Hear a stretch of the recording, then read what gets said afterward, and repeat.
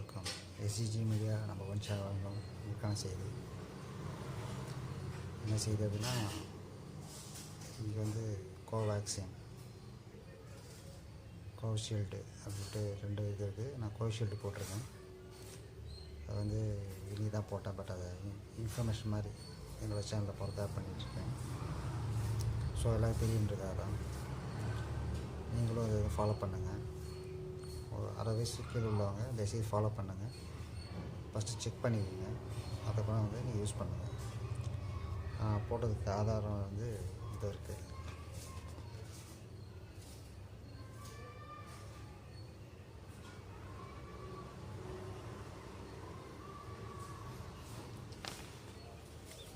So Aadhaar அட்டை வந்து link பண்ணணும்.